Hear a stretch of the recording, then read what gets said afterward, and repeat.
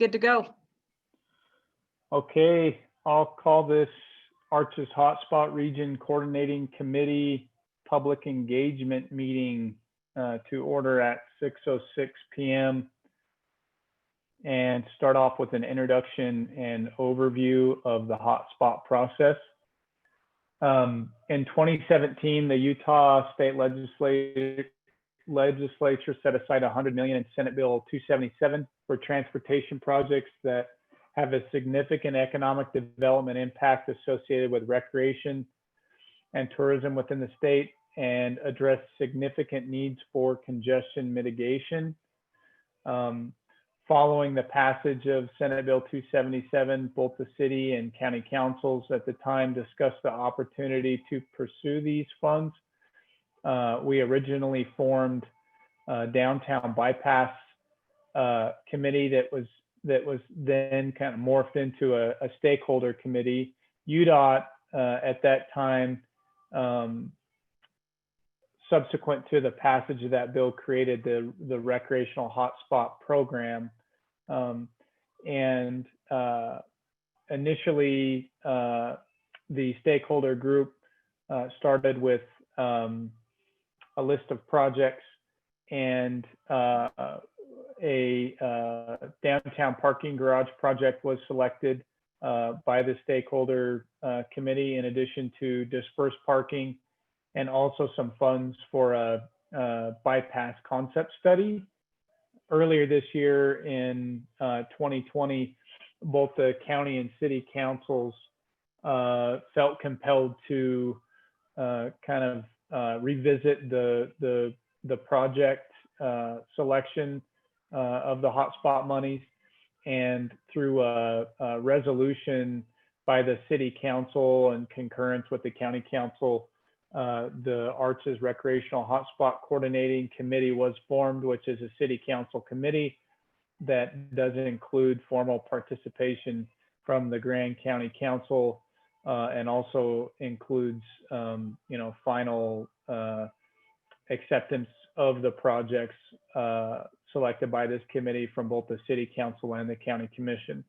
And so in the second and third quarter and now the fourth quarter of this year, the committee has been started from scratch, working directly with UDOT to identify which of the previous projects or new projects should be considered to be presented to the Utah Transportation Commission. And that's where we're at today. We have 3 projects that we've focused on primarily to address congestion, and we'll look to finish up our work in the next 2 weeks as a committee, and then hopefully on to the Utah Transportation Commission for final approval of those projects. And that's all I have for the introduction and overview of the hotspot process. On to number 3 is presentation of off Main Street and dispersed parking concept. Who's presenting on item 3? I believe I am, but I'd be happy if others want to. No, Chuck, I'm happy for you to go first. Take it away, Chuck. Answer questions. Let me share my screen. Can you see that now? Downtown parking overview. So I'll try and keep my comments brief, but essentially, working with the committee, we've developed parking alternatives to make use of the right-of-way, rather significant right-of-way in Moab downtown streets. And this is an overview, an aerial photo showing parcel lines, and we'll look at this in more detail in a moment. I know this is difficult to read, but this is an area of what we call median parking. This is 200 North. This is Main Street here. 100 North, we looked at the block west of Main Street, 100 North. And then for a distance of 2 blocks, we also look up at 100 North. Look at changing parking over here on 100 East to a more efficient style of angle parking. And then this is Center Street. Here's Main Street again, Center Street, median parking, reorganizing West Center Street with some curb modifications and angle parking to increase the number of parking stalls there. Over on 100 East, restriping. And then down here at the southern limit of the project was 100 South, just east of Main Street. And this is just an example in close-up view of what this median parking might look like. This is all concept level drawings. Final design is a long ways away, with certainly opportunities to modify a lot of this. This allows for, but one of the things that happens is we end up with one-way streets on either side of the median parking. So this would be eastbound traffic. Car would pull in here and park, and then back out and pull out and go forward. There, you'll notice there any traffic movements that come out of driveways. Let me go up here, better one, by the driveway. Would be right in and right out, except here at Center Street. Because of the information center there, we'd be able to have this break. We felt it was necessary to have this opening where you could make a left turn in and out of the street. You see that the median parking ends up with parallel parking against the curb, because there's not room for angle parking and median parking. We've also shown utilities on here where potential streetlights would be, though again, emphasize this is concept. Lighting study would need to be done to comply with our dark sky ordinance. The goal was to maximize the amount of parking stalls that we could, given the right of way. We think we've done a okay job of doing that. One thing I'd point out, here is 100 North, only 62 feet from curb to curb. So we can only fit in one level of median parking, not two. Whereas up here on Center Street, Center Street's down below. Sorry, I'm just trying to be respectful of the time. There are different widths of the streets that limit. As an example, up here we have 68 feet of right of way, and we're able to get the double angle parking in here. Kind of with that overview, this would be some type of a surface, whether it was asphalt or concrete, to be determined. Landscaping to be determined, though there's agreement with UDOT at this point that 6% of the budget could go to landscaping, which is higher than what they normally would approve. We'll need to look at that. This is just a concept, and the reason for this drawing is just to show that, and we've talked about it at the committee, this is near the MIC, this is East Center Street. We just took and placed what we know from our GIS system, where there's storm drains and where the sanitary sewer is. And these are the depths, 4.5 feet, 3.5 feet, and the water. And the purpose of this is to show that we wouldn't want to put in a tree right here on the back end, right over the sanitary sewer. But here, this is about 20 feet, subject to final design and doing a better, again, this is concept, evaluating where other utilities might be, gas or irrigation. This might be a fine spot for a tree right here in the middle, and that'd be evaluated in the final design by more detailed analysis. And we came up with this table, which is a parking tabulation. This is just a location, calling them streets 1 through 9. This is the street, East 100 South. There's existing 47, sorry, probably be a little bigger, 47 parking spaces. By going to this treatment of converting to median parking, we get 2-row median plus parallel. We could increase the amount of parking spaces by 10. So the same thing as you go through the table. So if we did 7 streets, which are the first 7 streets shown here, there's currently 230 parking spaces. we could potentially add 109 by going to these configurations shown in this drawing, which ends up with 124 angle parking, 72 parallel, and 143 median. Then we have cost estimates to go with that, but I'd like to show, this is in the downtown area. Also in the discussion from the committee was this area over, this is Main Street.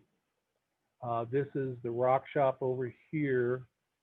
And if you've been driving through the project, you see that they have a hawk signal due to be installed here. In fact, this other side was hit by a piece of equipment the other day.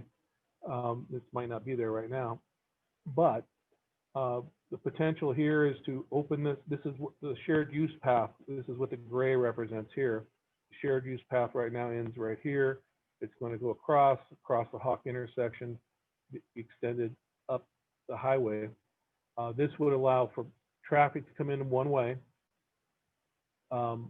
This area of Emma Boulevard, we could pick up some parking spaces here, green infrastructure in there and along the park strip. And then Maxine Avenue would go to a one-way condition with more angle parking and parallel parking. Some parallel parking here on Emma Boulevard one-way, and then it would go back to two-way. So we could pick up a total of 44 parking stalls. So if we were to combine those 44 with the 109 here as an example, we'd end up with 153 new parking spaces. And we've done cost estimates to go along with that right here. And I know this is busy, but the information's available. It's in the packet for this evening. Emma Boulevard, the 44 stalls, that whole complex there, system is about $11,000 per stall. And then we've evaluated a 7th Street scenario going down, 8th Street scenario, 9th Street scenario, types of treatment, stamped concrete, regular concrete, or asphalt. And then we've done the price per stall with just the downtown, and then the price per stall including Emma as part of a total package. And it comes up with a per stall prices here, everywhere between $23,000 per stall to $47,000 per stall, with a 25% contingency built in because of the unknowns at this point for concept design. So that's, I think, all the time I had, Mr. Chairman, but I'd be happy to answer any questions you have, or I'll sit here quietly and wait for the public if they have any. No, that was great, Chuck. I appreciate it. That was very thorough and a good walkthrough where we're at with the parking project.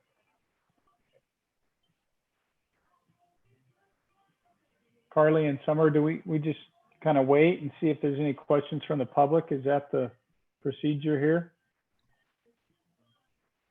Yeah, I think I'm not seeing anyone from the public except Matt and, oh, Michael Atkinson. I think there are a couple, they're on the call, on the Zoom. Okay. Do we have any questions from members of the public on this item?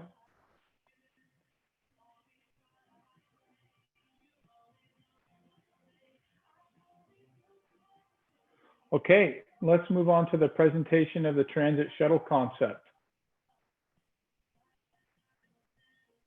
Okay, Who's so that? that's me. Can I go ahead and share my, how do I do that?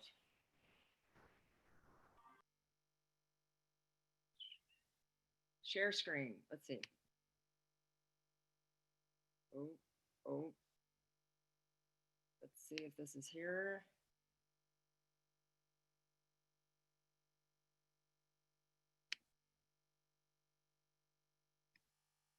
Okay, can you see this? Yep. Okay. So here's just a quick overview of kind of where we're at with transit today. And just recently, as recent as last week, we as a committee it was known to us that it was available, that that UDOT would consider transit for Moab. And they actually, I will come here, and this is where we are at, an overview. So on November 1st, we are going to need to give the UDOT Transportation Commission our recommendations for projects moving forward. We just received confirmation from UDOT that they would look at a light transit pilot program. And we just had a meeting before this, and they are willing to do the first 3 years of O&M for a pilot program. They have hired a consultant team, and it's being paid through UDOT to look at a Transit shuttle concept. And they're working on that currently. The questions that we have for our committee is, and for the community is, are we, looking at a hotel hopper? Are we looking at a local valley loop? The objectives of transit is to provide a cost-efficient and convenient transit system to relieve downtown congestion and increase air quality. It would be promoting an active, healthy options for travel for community members and for visitors. So, the hotel hopper would encourage visitors to leave their vehicles at overnight accommodations, and it would allow for a more just relaxed experience of being in Moab. It would enable people to just go downtown and to enjoy in some libations and dining and shopping, and go back to hotels and condos. And then there's also connectivity potentially for a local valley loop. There's some discussion of 500 Spanish Valley.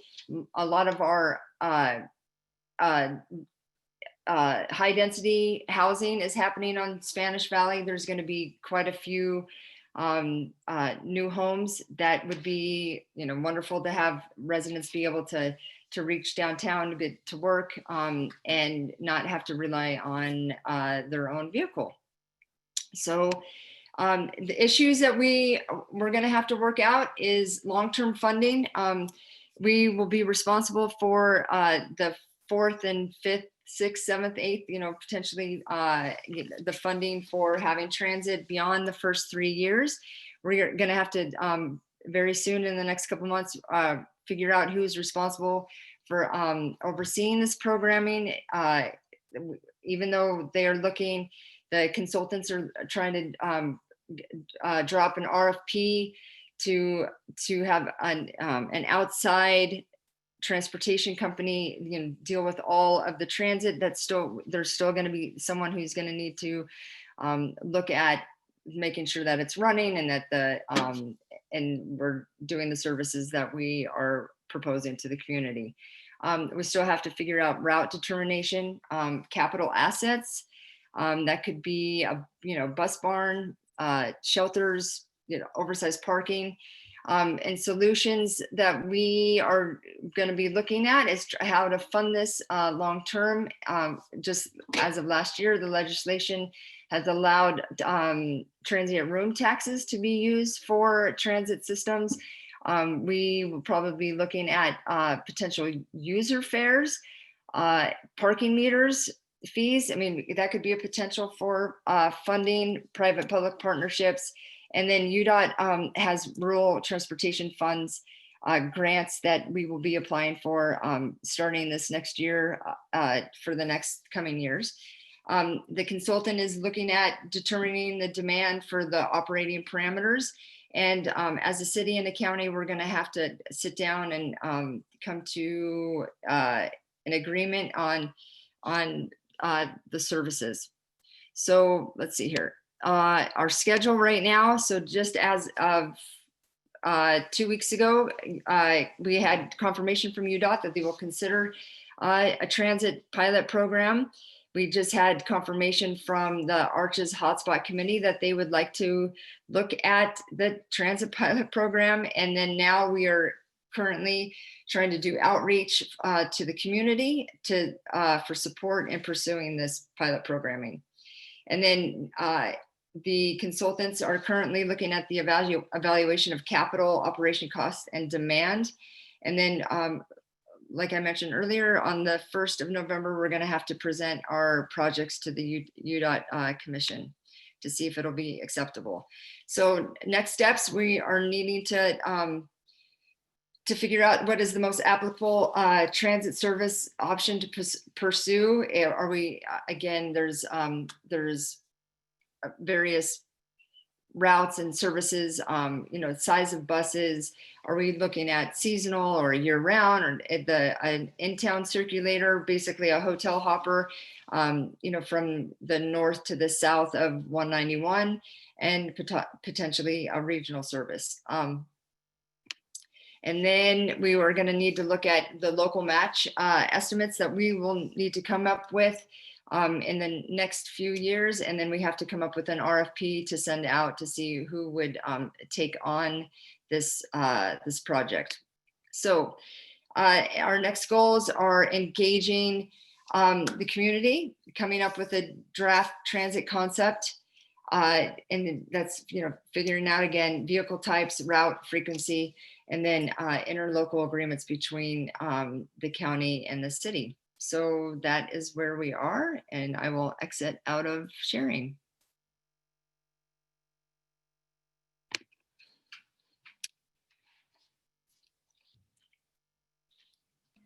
Any questions from the public on the project and the presentation? Very, very well put together, Karen. Thank you.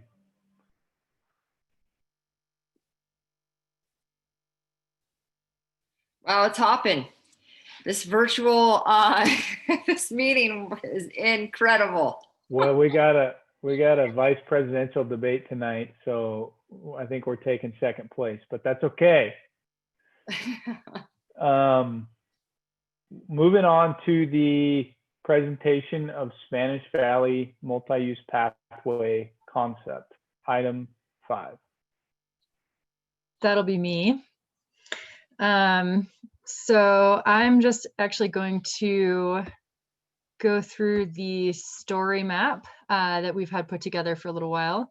I'm going to go a little bit quickly over some of the quotes. I don't think we need quite that much background, but it has a good overview of what this project is about. So we are talking about a pedestrian and bicycle pathway from Milky Creek Drive all the way down to the county line. South of Spanish Trail Arena, there would also be a dirt equestrian path on the other side of the road. Here we have the vision from the county line. And eventually, ideally, we would hook up with San Juan County and continue it down that way. 20% of the population of Grand County lives within a quarter mile of Spanish Valley Drive, so this could potentially serve quite a lot of people. We, as Karen mentioned, have some of these high density housing projects going in here, and this would offer an alternative to cars for all the people that are possibly going to live down there, as well as to some of the tourists that are staying in the overnight accommodations developments that are also along Spanish Valley Drive. We have, here we go. We have a number of other trail systems, obviously, that connect or that could connect to the Spanish Valley Pathway, which opens up some more recreation opportunities for people leaving from town. We all know e-bikes are becoming more popular. So from the recreation point of view, this allows people to do a little bit more on those. We also have some more of these possible future connector lanes to make it in orange, to make it even more accessible to folks from living in Spanish Valley. As far as safety goes, of course, the advantages of being in a protected or at least removed bike lane from the road are probably well known to most people. There are some percentages here if you're interested. In general, most of Spanish Valley Drive is relatively wide, but the northern part is a lot more narrow, and that's the area that would be the most important to get a pathway into. So This one is actually pretty interesting. It compares riding in the streets on a car to skiing a black diamond run or biking a black diamond run. And we're talking about, giving people the sort of green circle and blue square option with a protected bike path. So that's the target audience. The road bikers that are brave enough to do that already are going to do it. And then we're going to open this potentially up to a larger demographic and people that wouldn't necessarily feel safe biking in the road with cars. Of course, we know the health benefits of a shared use pathway or of a shared pathway. There's economic opportunity. This would potentially open up some more businesses down there. There are some commercial node opportunities down south, the new USU campus and things like that. Some of those high density housing overlay developments ideally will have a little bit of commercial associated with them. And it also opens up the opportunity for people to at least get out into the community down there. We have, the environmental benefits of fewer cars. And then, of course, it reduces the cost of transportation for people for whom that's a problem. Physical activity is enhanced. What else have we got here? So we are talking about cost as far as those low-income residents who may not have easy access to cars or who might share a car. It opens up more options for people to be able to get to town that might otherwise not be able to. In combination with the transit system, this would be an incredible boon to our local community. Yes, I'll skip this one. But we have a few different options. You can see here in this photo, this is mostly what we're talking about, with about a 5-foot separation distance between the paved roadway and a pathway. And then in a few other areas of Spanish Valley Drive, it would be necessary to have a couple different designs. One option is to have a bike lane on the current roadway, and then also potentially an elevated portion of the pathway. You can see some of those examples here. So of course, the more roadway separation you have, the safer the pathway would be. And these are some of the options for providing separation. There's vegetation, there's an actual barrier, or just rumble strips.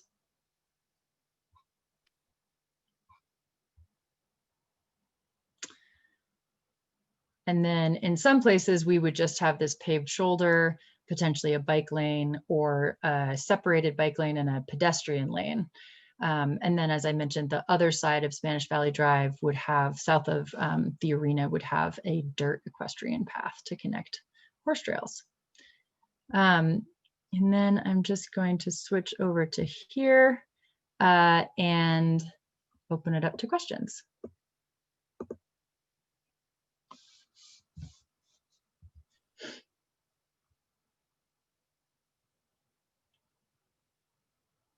Maybe there are no questions.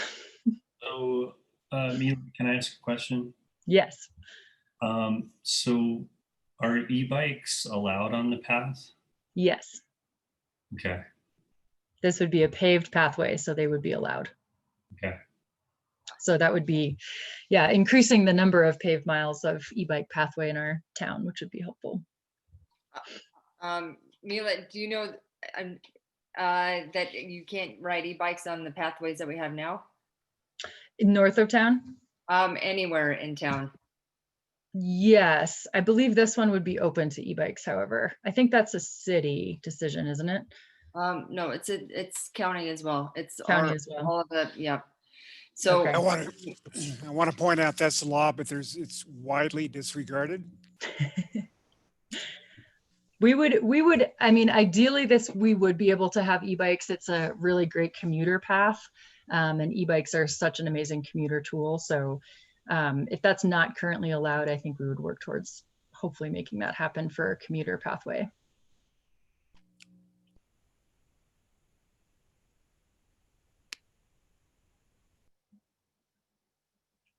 So would that be like a city and a county thing to change that for the existing pathways? Probably.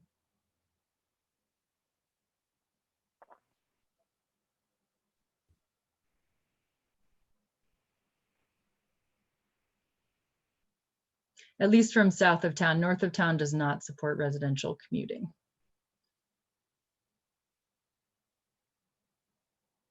Awesome. Any questions from the public? Okay, so Karen, I guess I got a question for you. How widely, I thought Lisa published all, I'm concerned that we don't have more people, more residents chiming in tonight. It's unfortunate. How widely did Lisa, I think she did she not advertise this in the paper? Is that right? Carly, maybe you know. I believe, yes. Go ahead, Carly. We advertise in the paper, it's on our website. I don't know if, I think we advertise it on social media as well. You know, I think we went above and beyond what we usually do for, you know, public hearings and those kinds of things. Those have different requirements, but Here's Judy. We have a member. Well, the answer is the debate, guys. yeah. Because I'm extremely interested in this. I had to do something else to get here late, but the answer is the debate. And I was kind of hoping you guys would postpone it. Yeah, we wanted to get it before the debate. We were hoping we were getting in right under the wire, just like a nice civic engagement. Well, I'm here, but you know, it's pretty interesting the little bit I've been able to hear. I hope you guys are recording this. So sounds like really good ideas if you want public opinion. The e-bike thing is certainly controversial, so I wouldn't assume that everybody feels the same way. But I really am thrilled about the transit possibility. And we absolutely need something south of town that's safe for bikes and pedestrians and equestrians, because they definitely are on the road as well, because I've been riding my bike out there. It's not as scary as River Road, but it's pretty scary. Judy, thanks for being present. Yeah, Judy, you get the gold star, okay? But it says there are 14 participants. I think Michael and you, I think might be our only outside visitors. Well, it says 14, and I didn't. I mean, I didn't come on video because I didn't think you guys would want us to be talking or participating. But like I said, it says there's 14 participants. Well, Judy, what scares me, you know, I know you've been part of the Bike Skills Park business. We got a lot of flack for not advertising it, getting enough public feedback. So we made made a good effort here, I think, to do that. And for whatever the reason, people aren't here yet, which is unfortunate. Well, there is a second in-person meeting, so, and we have a survey, so there's multiple ways for people to give input. Yeah, people may be waiting to go to the in-person meeting next week. Well, that's nice that there's another option, I guess. And not everybody loves to get on their computer, including me.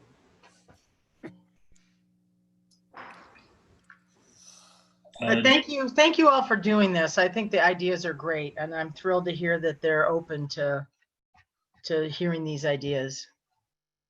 Judy, do you have any input on the downtown dispersed parking area?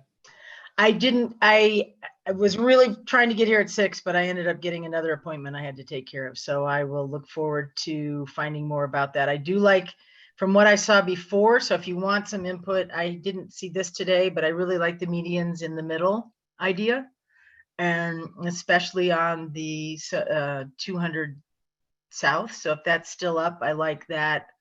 Was it 200 South? 100 South.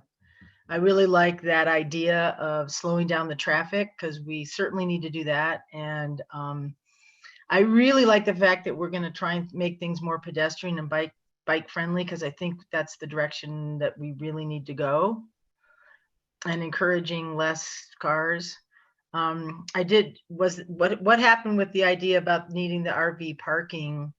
So not having the blocks in the middle, or is there a way is there a place for RV parking? No, that's a short answer. That's a downside of the double median parking thing. We kind of wanted to do it, but Chuck, rightly, I suspect, for a couple of different reasons, pointed out that it's kind of dicey, because in a double lot, if oversized vehicle, an RV, for example, they'd be tempted to pull on through and then end up going the wrong way in the wrong way, traveling the other direction. Yeah, no, I totally agree with that. So has there been a solution to where RV parking can be? Nope.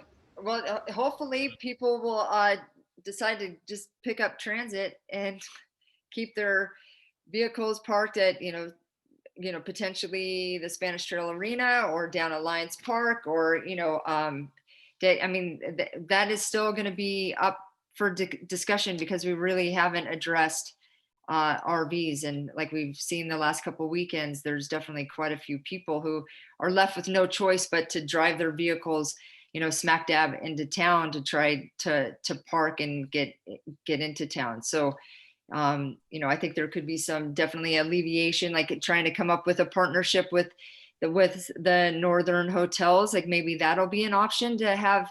I don't want to speak out of turn, but I mean, there's still quite a few discussions that need to be, to take place, and having the option to have people, park at where there's ample parking, and the hotels in the North Corridor, there's quite a bit of parking. If we can, do a partnership and we have a shuttle stop there, that could be, an ideal situation.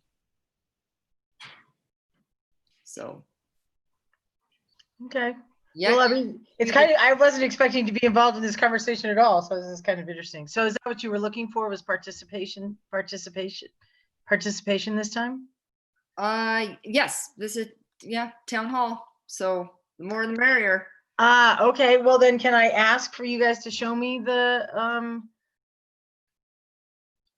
new plan for has it changed much from what you showed? I don't know, whenever that was, 2 or 3 weeks ago? No, it really hasn't. I thought those ideas were really good, frankly.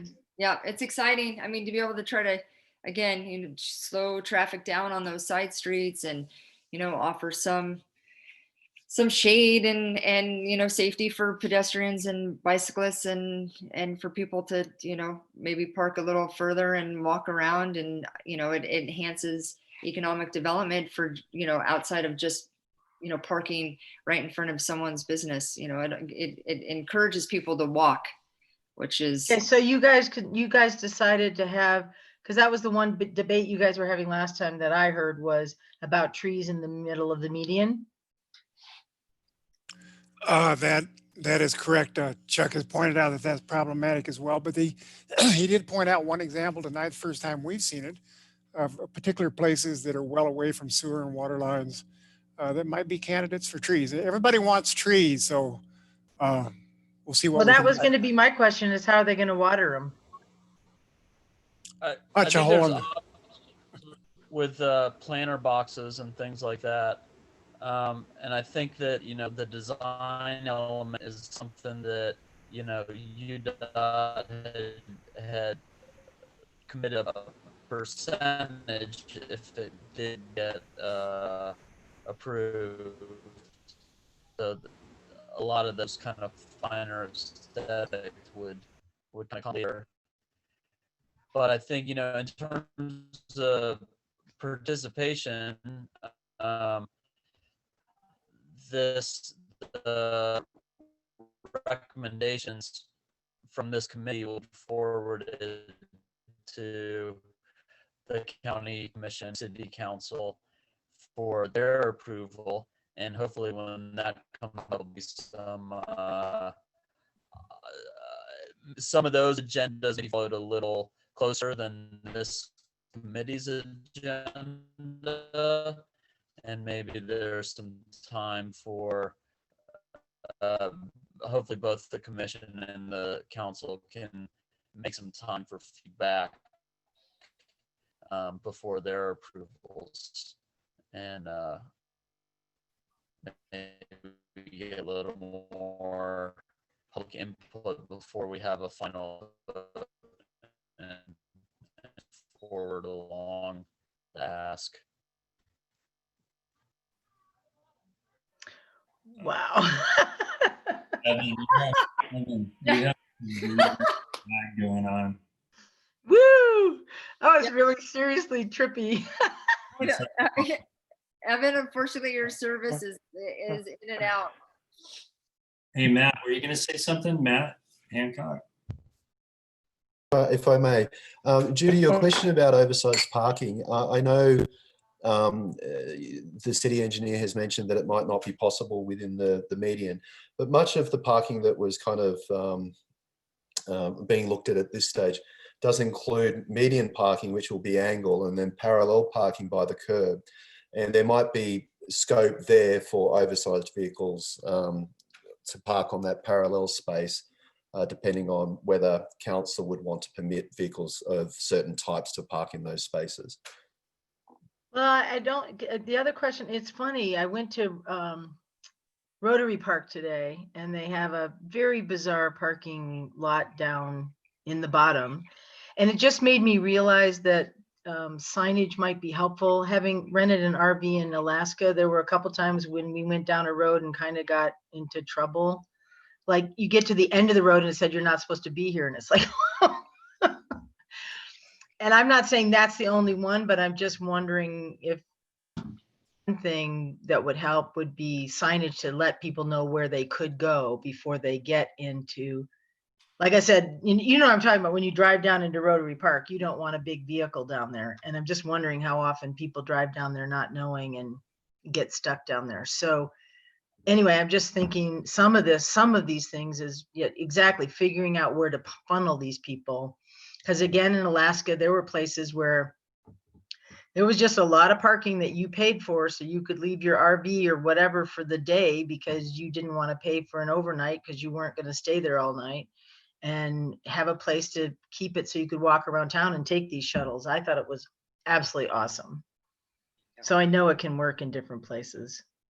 Yeah, and there's going to be a lot of discussion moving forward if you know, if the community is supportive of transit. I mean, that there are options, but it's going to be a lot of, you know, coming together and major collaboration. So yeah, wayfinding is a great tool, and I really think it's going to be important within our community as well. Well, the one thing I'll say, and I don't remember which town it was, Homer, I'm inclined to say, but you could tell they were making a crap load of money from parking and from, well, they offered personally a lot of campsites right next to the water. But I'm just, you know, it was interesting how you could tell that they were bringing in a lot of money for their community. So.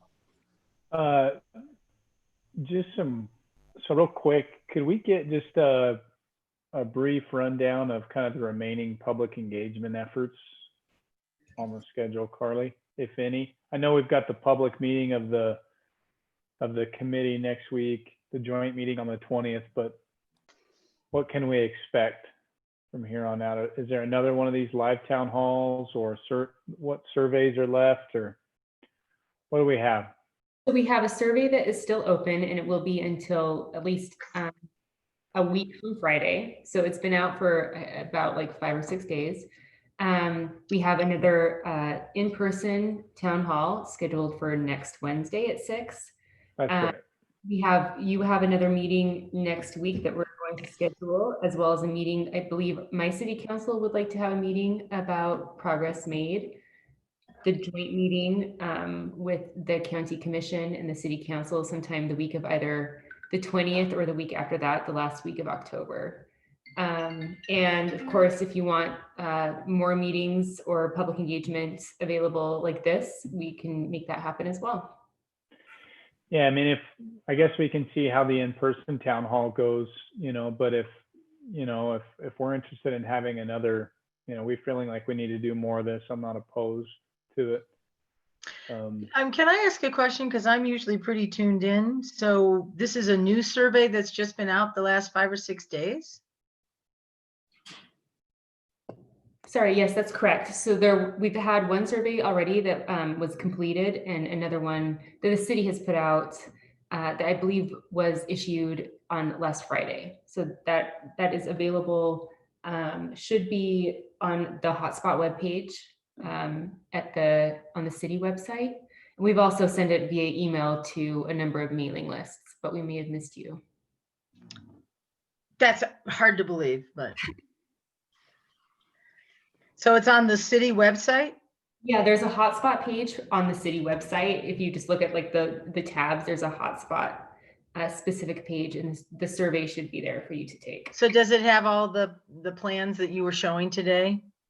It definitely, I'm trying to remember exactly the specifications available. It has questions on each of the 3 proposed projects. There are a lot of questions about transit on it, as well as dispersed parking in the Spanish Valley Trail. And of course, if you want more specific information, we can make that available. The plans, they're all pretty public and they've been around for a little bit.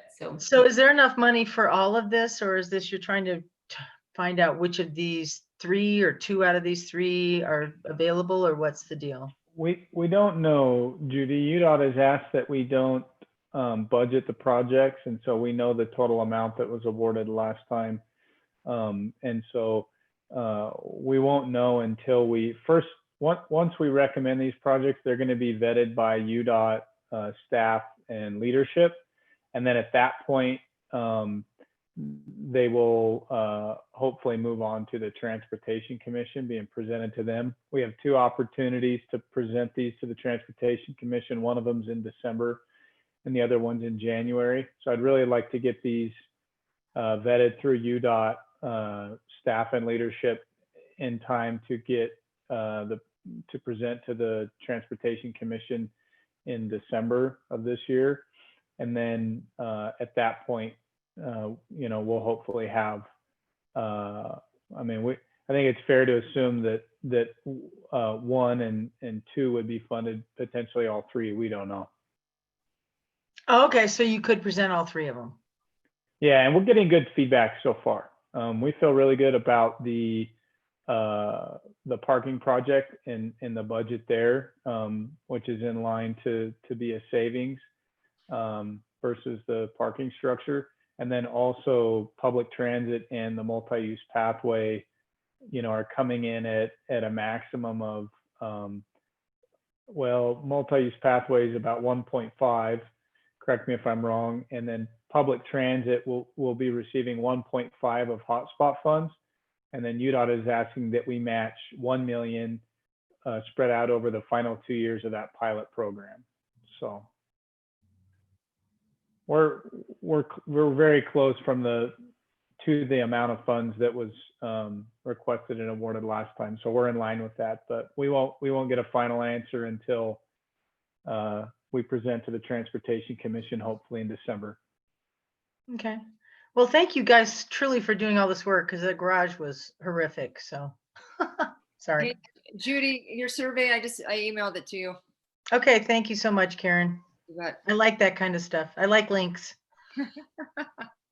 So with that, you know, we'll Sorry. look forward to reconvening, you know, what looks like will be our last meeting of the Hotspot Committee next week to finalize discussion on the multi-use pathway. And we'll have an action item to approve the project concept package and the priority list of those projects. And then we'll have our in-person town hall, and then on to the joint meeting on the 20th, where we'll hopefully get the approval of both the city council and the county commission. So thank you all for attending, and we'll keep moving forward. Thanks, you guys. Thanks, Thanks, Judy. Judy. Thanks, everyone. Thank you, Judy. So we'll adjourn this meeting at 6:55 p.m. Thank you. Thank you, Curtis. Thank you.